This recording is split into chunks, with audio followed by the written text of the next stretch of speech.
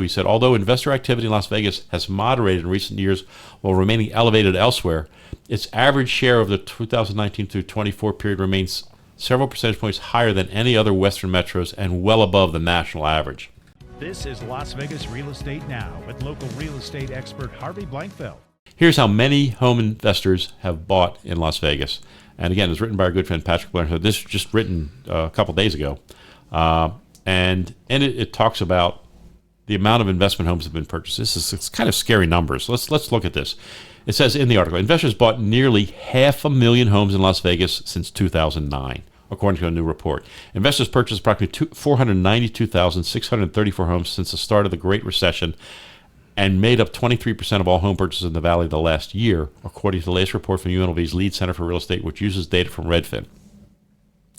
It goes on to say, back in 2009, after the economic downturn, investors only owned approximately 1,157 homes in Las Vegas.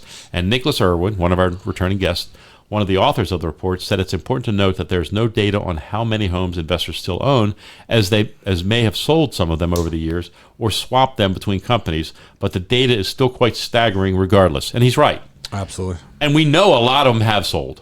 Yeah, and I think when you talk about investors buying homes, you really got to break that segment down a little bit. So you have the buy and flip investor, which they're doing a service for the community, right? Indeed. They're buying this home, they're taking their money, they're renovating it, Yep. They're bringing it up to current standards, then they're selling it to hopefully a homeowner, an individual homeowner. Okay, Yep. so that you have that segment of it. Yeah. I think the biggest challenge that's facing our market right now, and also is facing pricing, is when you start going up against these buy and hold hedge funds. Yeah. Or even the bigger individual investors. Yeah. Where because they have the ability and they have the cash to overpay, which then pushes our prices up a little bit because they're holding it for 15, 20 years. Of course. It's a long-term investment for them. They can pay a little bit more.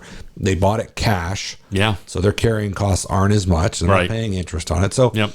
there's a lot that goes into this, but I definitely think, in my opinion, that this is one area where we can start making homes affordable. Yeah. Again, is back in the downturn, we had all the REO properties.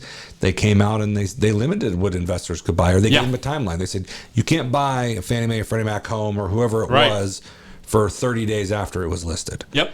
And you have to give the homeowner, an owner-occupied person, Right. the ability to buy that property Yep. before you did. And that's something that, unfortunately, it's hindsight right now, because we don't need that now, but they've already bought all the homes. Well, it would be effective now, I think, in a sense, in that if we can curtail the number of purchases by the big players and make the opportunity available smarter, it's probably going to have an impact on prices. First of all, you're going to soften pricing, which we need to do a little bit. You definitely are. You would have that soften a little bit, and it would again emphasize the value of home ownership. To me, it's just we got to create the opportunities for first-time home buyers. That's the scariest part of this whole thing. It said, and now one of the things I do want to challenge a bit, and you and I talked about this before the show a little bit. He says that. In the article, he says, Redfin and UNLV define investors as those who buy homes through companies or trusts. Listen, I'm going to tell you, there's a lot of homes owned by trusts that are not investors. Yeah, and mainly what we're talking about is family trusts. Yes. So there could be trusts that are companies and hopefully that's not what they're talking about. Hopefully they're talking about. But I do believe that the numbers are big, and there's no doubt that investors love Las Vegas. Now, here's the thing I want to emphasize to everybody. There's a reason these guys are buying homes, because they like the investment. Doesn't that tell you something in terms of these pundits on social media saying you shouldn't be buying when big companies are buying? I mean, it just you have to say, gee, that seems contradictory to me. The pundits who are saying this are doing it as a service to those big companies because they don't want you competing with them. Right. That's what they're doing. They're trying to knock out the competition with these social media posts. If the largest hedge fund in the world owns 1 million houses, right, they know something. They do. You might want to listen and follow what they're doing with that. Indeed. I mean, look, there's a reason they're doing it, and it's smart money. It's smart money out there buying residential properties, and what we've seen that. Now, it's interesting. He goes on in the article to talk about, let me see, investors' purchase of homes in Las Vegas peaked in 2021 when they made up 27% of all purchases, and then 29% in 2022, and this was also a significant spike in 2012.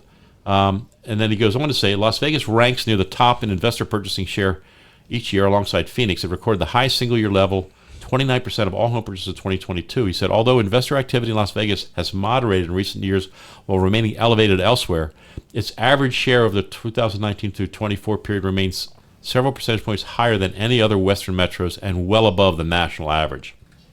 Now, interesting, here it is. The two largest homeowners in Clark County are most likely New York's Progress Real Estate and Dallas-based Invitation Homes. Invitation Homes is one of those companies that's building communities for rent only. They're actually they're buying a big piece of land, building a bunch of homes on it, and they're not selling them. They're just renting them. Okay. Now, I mean, there's a reason they're doing this, guys. There's a reason behind it. And then, so where is the market headed? It's really kind of scary to think about this. He brings up this thing at the end, which I thought was an interesting term. This guy, Tushar Garg, I hope I pronounced that right. He's the CEO and co-founder of Fly Homes. This is a mortgage lender that helps regular people become all-cash buyers for properties, in part to compete with investors. Said his company and others like it are a response to a broken housing market and the commodification of America's residential real estate. Right. I coined that phrase, commodification? Carly. Well, I said you're turning residential real estate into a commodity. I didn't say this thing specifically, but I did that like 5 years ago. I was talking about this, but that's now they're starting by Wall Street and private equity. Garg recently in Las Vegas for the Mortgage Bankers Association convention and said right now buying homes is not a level playing field at all, and that's true. Oh, it's hard to compete. They can't compete. If you're an entry-level home buyer, it's really, really hard. We got to make it easier for you guys somehow, some way. So here's your opportunity. And I think that, like you said before, Rick, wouldn't we like to see the government jump in and say, you know what, you can only own so many guys. Let's leave some for the regular folks. Let's leave some homes out there for the regular folks. Let's figure out a way to do that. Or give them the first crack at it. Yeah. Maybe it's a 90-day period, and if they want to buy everything after 90 days, that's fine. But do something. I mean, start. Oh, you know what? What big companies respond to is taxes. So let's change the tax structure for anybody owning more than 10 homes or 20, whatever it is. Do something. Let's do something to make it a little less attractive to the big players. Yes, it will impact the overall price of real estate. I understand that, but I think that real estate is willing to take that hit to put more entry-level home buyers into the market, and I think that's what we need to do. That's where we need to go.